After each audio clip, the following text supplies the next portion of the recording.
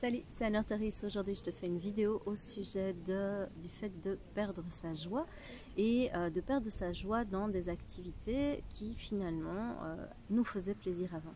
Alors ici, je voudrais juste placer le cadre par rapport au fait que on n'est pas dans un cas où tu pourrais souffrir de dépression ou de burn-out, auquel cas c'est vraiment quelque chose qui fait partie des symptômes du burn-out et de la dépression, qui est l'anédonie, donc le fait de perdre la joie, de perdre l'intérêt pour des situations qui avant te faisaient plaisir ou suscitaient de l'intérêt chez toi. Ici on est plutôt dans un contexte où tu mets en place régulièrement des choses pour te faire du bien, pour te ressourcer, pour prendre soin de toi, et en fait tu as l'impression que ces choses-là, elles sont de moins en moins efficaces. C'est vraiment de ça dont j'aimerais te parler aujourd'hui. Alors, je fais une petite parenthèse par rapport à cette thématique, simplement pour t'expliquer que ça vient d'une cliente qui m'avait dit je comprends pas, moi tu m'avais proposé de mettre plein de choses en place dans Reconnexion, qui est le programme d'accompagnement que je propose pour te reconnecter à toi, à ta capacité à pouvoir dépasser tes blessures, à te redonner de la valeur, à te reconnecter à tes émotions, etc. Elle me disait, mais j'ai appliqué ce que tu m'as proposé là-dedans, et pourtant ce qui me mettait vraiment en joie au début, en fait je comprends pas, ça me porte plus, ça me parle pas. Et en creusant avec elle, en fait, ce qui s'est passé, c'est que on s'est rendu compte qu'elle faisait toujours finalement les mêmes sorties, le même chemin, la même promenade. Et donc, en fait, le problème, c'est qu'il va y avoir un effet d'habituation. Donc, si à un moment, tu trouves une nouvelle activité dans ta vie et tu te dis, ouais, chouette, je mets en application des trucs que j'ai vus sur la chaîne YouTube d'Anne-Laure, trop bien, je prends soin de mes besoins, dis-toi qu'il va falloir à un moment que tu varies les activités, que tu varies les choses que tu fais, parce que simplement cette habituation qui est propre à l'être humain et qui fait partie quelque part de notre programmation de base. On est des explorateurs, on est des aventuriers depuis tout petit. Tu prends un bébé qui est plutôt sécurisé dans son affectif, c'est-à-dire qu'il fait confiance dans ses parents, il a reçu suffisamment d'amour, de confiance en lui, de sécurité pour pouvoir se mettre à explorer. Tu le mets dans une pièce qu'il ne connaît pas. Au début, il va rester à côté de son parent.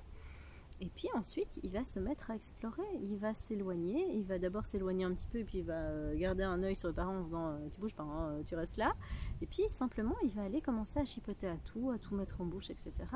Mais simplement parce que ce programme est actif. En tant qu'adulte, ce programme-là est toujours actif, donc tu ne vas pas pouvoir faire une même activité encore et encore et encore en espérant avoir chaque fois le même niveau de satisfaction.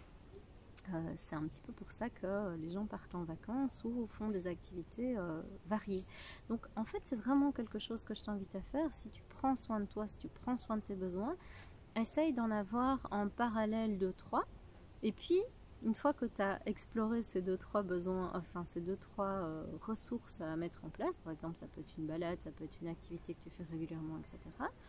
Essaye de 3 semaines, un mois après, si tu le fais régulièrement, par exemple plusieurs fois par semaine, essaye de retrouver 3 autres choses qui pourraient combler les mêmes besoins. C'est-à-dire, si tu vas faire une promenade, change d'endroit, change de ville, perds-toi dans ta ville, va visiter des endroits que tu ne connais pas. Franchement, se perdre, c'est vraiment quelque chose qui est vraiment intéressant à faire. Bon, alors se perdre avec modération, hein, fais pas de la haute montagne en espérant te perdre et que ça se passe bien, ça ne se passera pas bien. C'est se perdre dans un cadre où Google Maps fonctionne et qu'à un moment, quand tu en as marre de te perdre, tu actives ce truc-là et puis tu retournes chez toi en sécurité. Donc l'idée, c'est vraiment de te challenger et de te mettre dans des contextes qui sont légèrement différents à chaque fois, parce que tu vois que ça va aller réactiver cet aspect aventurier. Je te mets ici une vidéo qui expliquait justement les zones de confort, les zones d'inconfort. C'est vraiment ça. En fait, quand tu restes dans ta zone de confort, quand tu n'en sors pas, quand tu boucles encore et encore dans cette zone de confort, c'est-à-dire que tu exploites toujours les mêmes chemins d'habitude, les mêmes chemins de routine, etc. Ça pourrait être ton yoga du matin avec ta posture du soleil levant que tu mets en place. Tu vas voir qu'au bout d'un moment, tu vas saturer complètement.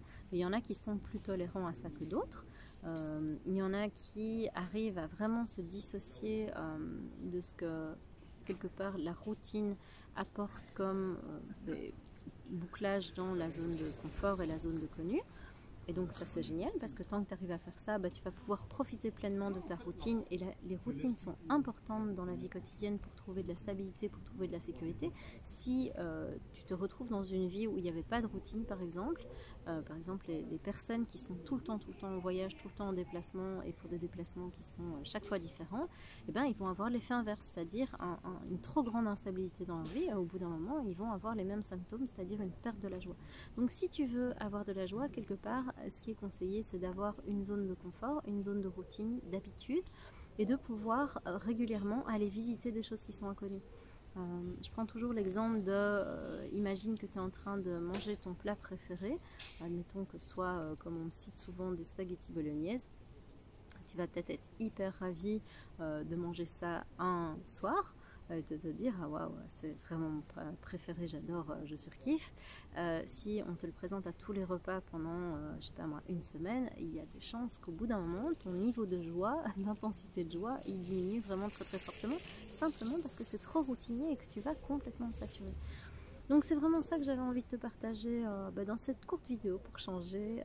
C'est que les routines, elles sont importantes, c'est bien que tu les identifies, c'est bien aussi que tu puisses de temps en temps les varier, les modifier, en sortir et aller visiter des choses qui sont complètement inconnues. Là-dessus, je te laisse et on se retrouve très bientôt pour une nouvelle vidéo. Ciao!